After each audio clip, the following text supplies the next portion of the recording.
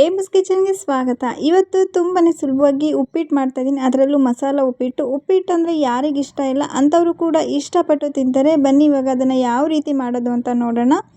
ಮೊದಲಿಗೆ ಫಸ್ಟು ರವೆಯನ್ನು ಹುರ್ಕೊತಾ ಇದ್ದೀನಿ ನಾನು. ರವೆನ ಎಣ್ಣೆ ಹಾಕ್ತಾನೆ ಹಾಗೆಯೇ ಹುರ್ಕೊಳ್ಳಿ.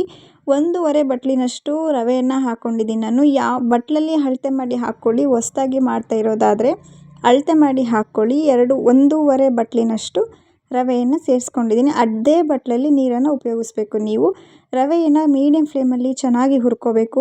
ಆ ರವೆ ಘಮ ಬರುತ್ತಲ್ಲ ಅಲ್ಲಿವರೆಗೂ ಕೂಡ ಚೆನ್ನಾಗಿ ಹುರ್ಕೋಬೇಕು. ನಾವು ಸೌಟು ಕೈ ಆಡಿಸ್ತಾ ಇರಬೇಕಾದ್ರೆ ನಮಗೆ ಫ್ರೀ ಅನ್ನಿಸ್ಬೇಕು. ಅಲ್ಲಿವರೆಗೂ ಕೂಡ ಚೆನ್ನಾಗಿ ಹುರ್ಕೋಬೇಕು. ಹುರ್ಕೊಂಡಿದ್ದಾದ ನಂತರ ಇಲ್ಲಿ ಎಣ್ಣೆ ಹಾಕ್ಕೊತಾ ಇದ್ದೀನಿ. ಎಣ್ಣೆ ಹಾಕಿದ ನಂತರ ಕಡಲೆಬೇಳೆ ಹಾಕ್ಕೊಂಡಿದ್ದೀನಿ. ನಂತರ ಸಾಸಿವೆ ಸಿಡ್ದಾದ ನಂತರ ಕಡಲೆಬೇಳೆ ಕೆಂಪಗಾಗಿದ ನಂತರ ಈರುಳ್ಳಿ ಹಾಕ್ಕೊತಾ ಇದ್ದೀನಿ. ಒಂದು ಈರುಳ್ಳಿ ಹಾಕ್ಕೊಂಡಿದ್ದೀನಿ. ದೊಡ್ಡ ಸೈಜಿನಲ್ಲಿ ಒಂದು ಈರುಳ್ಳಿ ಹಾಕ್ಕೊಂಡಿದ್ದೀನಿ. ಅದು ಕೂಡ ಸ್ವಲ್ಪ ದಪ್ಪದಾಗಿ ಕಟ್ ಮಾಡಿ ತಗೊಂಡಿದ್ದೀನಿ. ಈರುಳ್ಳಿನ ಜಾಸ್ತಿ ಫ್ರೈ ಮಾಡಬಾರ್ದು. ಉಪ್ಪಿಟ್ಟಿಗೆ ತಿನ್ನಬೇಕಾದ್ರೆ ಸಿಗಬೇಕು. ನಂತರ ಇಲ್ಲಿ ಕರ್ಬೇವಿನ ಸೊಪ್ಪನ್ನು ಸೇರಿಸ್ಕೊಂಡಿದ್ದೀನಿ. ಕರ್ಬೇವಿನ ಸೊಪ್ಪು ಹಾಕಿದ ನಂತರ ಈರುಳ್ಳಿ ಸಾಫ್ಟ್ ಆಗಿದ ನಂತರ ಟೊಮೊಟೊವನ್ನು ಹಾಕ್ಕೊತಾ ಇದ್ದೀನಿ ನಾನು. ಇಷ್ಟ ಆದರೆ ಸಾಕು ಅಷ್ಟೇ. ಈರುಳ್ಳಿ ಅರ್ಧ ಟೊಮೊಟೊ ಮಾತ್ರ ಬಳಸ್ತಾ ಇದ್ದೀನಿ. ನಂತರ ಸ್ವಲ್ಪ ಉಪ್ಪನ್ನು ಸೇರಿಸ್ಕೊಂಡು ಟೊಮೊಟೊ ಸ್ವಲ್ಪ ಸಾಫ್ಟ್ ಆಗೋವರೆಗೂ ಟೊಮೊಟೊ ಬೇಯಿಸ್ಕೊಳ್ಳಿ. ನಂತರ ಟೊಮೊಟೊ ಸ್ವಲ್ಪ ಬೆಂದಾದ ನಂತರ ಇಲ್ಲಿ ಕ್ಯಾರೆಟ್ ಮತ್ತು ಬೀನ್ಸನ್ನು ಸೇರಿಸ್ಕೊತಾ ಇದ್ದೀನಿ. ನೀವು ಬಟಾಣಿ ಕೂಡ ಬಳಸ್ಕೊಬೋದು. ಇದು ಎಣ್ಣೆಯಲ್ಲೇ ಫ್ರೈ ಮಾಡ್ಕೊಳ್ಳಿ. ಹಾಗೆಯೇ ಒಂದು 5 ನಿಮಿಷ ಎಣ್ಣೆಯಲ್ಲೇ ಹುರ್ಕೊಳ್ಳಿ. ಇದಾದ ನಂತರ ತರಕಾರಿ ಬೇಯ್ತಾ ಇರಲಿ. ಇಲ್ಲಿ ಒಂದು ಮಿಕ್ಸಿ ಜಾರ್ ತೊಗೊಂಡಿದ್ದೀನಿ. ಅದಕ್ಕೆ ಕಾಯನ್ನು ತೊಗೊಂಡಿದ್ದೀನಿ, ಒಂದು ಸಣ್ಣ ಬಟ್ಲಿನಷ್ಟು. ನಂತರ ಹಸಿರು ಮೆಣಸಿನ್ಕಾಯಿ ಖಾರಕ್ಕೆ ಎಷ್ಟು ಬೇಕೋ ಅಷ್ಟು. ನಂತರ ಸ್ವಲ್ಪ ಕೊತ್ತಂಬರಿ ಸೊಪ್ಪು, ಸ್ವಲ್ಪ ನೀರನ್ನು ಸೇರಿಸ್ಕೊಂಡು ಗ್ರೈಂಡ್ ಮಾಡ್ಕೊಂಬನ್ನಿ. ತರಕಾರಿಯಾಗಿ ರುಬ್ಕೊಳ್ಳಿ, ಜಾಸ್ತಿ ಫೈನ್ ಪೇಸ್ಟ್ ಮಾಡಬೇಡಿ. ಇದಾದ ನಂತರ ಈಗ ತರಕಾರಿನೂ ಕೂಡ ಒಂದು 1/4 ಭಾಗದಷ್ಟು ಬೆಂದಿರುತ್ತೆ. ಇವಾಗ ರುಬ್ಬಿದ್ವಲ್ಲ ಆ ಮಸಾಲನೂ ಕೂಡ ಸೇರಿಸ್ಕೊತಾ ಇದ್ದೀವಿ. ಮಿಕ್ಸಿ ಜಾರ್ಗೆ ಸ್ವಲ್ಪ ನೀರನ್ನು ಸೇರಿಸ್ಕೊಂಡು ಎಲ್ಲನೂ ಕೂಡ ಚೆನ್ನಾಗಿ ಮಿಕ್ಸ್ ಮಾಡ್ಕೊಳ್ಳಿ. ಈ ಮಸಾಲದಲ್ಲೇ ಒಂದು 5 ನಿಮಿಷ ಬೇಯಿಸ್ಕೊಳ್ಳಿ. ಮೀಡಿಯಂ ಫ್ಲೇಮ್ ಕೊಟ್ಕೊಂಡು ಬೇಯಿಸ್ಕೊಳ್ಳಿ.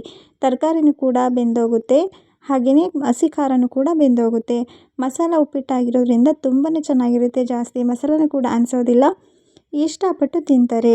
ಈಗ 5 ನಿಮಿಷ ಫ್ರೈ ಆಗಿದೆ. ಇದಾದ ನಂತರ ನೀರನ್ನು ಸೇರಿಸ್ಕೊತಾ ಇದ್ದೀನಿ. ನಾವು ಯಾವ ಬಟ್ಟಲಲ್ಲಿ ರವೆಯನ್ನು ತಗೊಂಡಿರ್ತೀವಿ ಅದೇ ಬಟ್ಟಲಲ್ಲಿ ನೀರನ್ನು ತಗೊತಾ ಇದ್ದೀನಿ ನಾನು.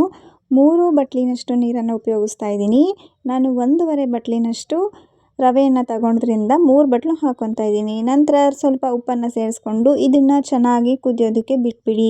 1 ಬಟ್ಲು ರವೆಯನ್ನು ತಗೊಂಡ್ರೆ 2 ಬಟ್ಲು ನೀರನ್ನು ಸೇರಿಸ್ಕೊಳ್ಳಿ. ನಿಮ್ಗೆ ಇನ್ನೂ ಸಾಫ್ಟಾಗಿ ಬೇಕು ಅಂದರೆ ಇನ್ನೂ 1 ಬಟ್ಲನ್ನು ನೀವು ಸೇರಿಸ್ಕೋಬೋದು. ನೋಡಿ ಇವಾಗ ಚೆನ್ನಾಗಿ ಕುದೀತಾ ಇದೆ. ಚೆನ್ನಾಗಿ ಕುದಿಬೇಕು. ಆ ಮಸಾಲನೂ ಕೂಡ ಚೆನ್ನಾಗಿ ಬೇಯಬೇಕು ನೀರೊಳಗೆ.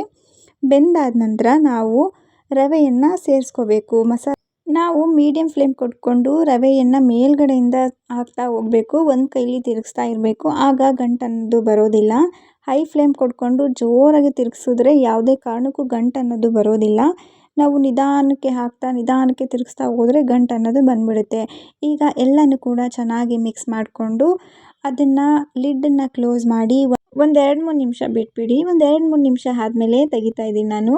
ತುಂಬಾ ಚೆನ್ನಾಗಿ ಹರಳಿರುತ್ತೆ ರವೆ. ಆಗ ಮತ್ತೆ ಎಲ್ಲನೂ ಕೂಡ ಚೆನ್ನಾಗಿ ಮಿಕ್ಸ್ ಮಾಡ್ಕೊಳ್ಳಿ. ಮೇಲಿಂದ ಕೆಳಗೆ ಹೋಗಬೇಕು ಆ ರೀತಿ ಮಾಡಿಕೊಂಡು ಮತ್ತೆ ಲಿಡ್ಡನ್ನು ಕ್ಲೋಸ್ ಮಾಡಿ ಬಿಟ್ಬಿಡಿ. ಗ್ಯಾಸ್ ಆಫ್ ಮಾಡಿ ಬಿಟ್ಬಿಡಿ ಅಷ್ಟೇ. ನೋಡಿ ಇವಾಗ ಬಿಸಿಯಾದ ಮಸಾಲ ಉಪ್ಪಿಟ್ಟು ರೆಡಿ ಆಯಿತು. ಚಿಕ್ಕವರಿಂದ ದೊಡ್ಡವರು ಕೂಡ ಇಷ್ಟಪಡ್ತಾರೆ. ಈ ರೆಸಿಪಿ ನಿಮಗೆ ಖಂಡಿತವಾಗ್ಲೂ ಇಷ್ಟ ಆಗಿದೆ ಅಂದ್ಕೊಂಡಿದ್ದೀನಿ. ಇದು ಸುಡ್ತಾ ಇರಬೇಕಾದ್ರೆ ಹಾಟ್ ಬಾಕ್ಸಿಗೆ ಹಾಕಿಟ್ರೆ 2 ಅವರ್ ನಮಗೆ ಬಿಸಿಯಾದ ಉಪ್ಪಿಟ್ಟು ಸಿಗುತ್ತೆ. ಈ ರೆಸಿಪಿ ಇಷ್ಟ ಆಗಿದ್ರೆ ಸಬ್ಸ್ಕ್ರೈಬ್ ಮಾಡಿ, ಸಪೋರ್ಟ್ ಮಾಡಿ. Thank you for watching.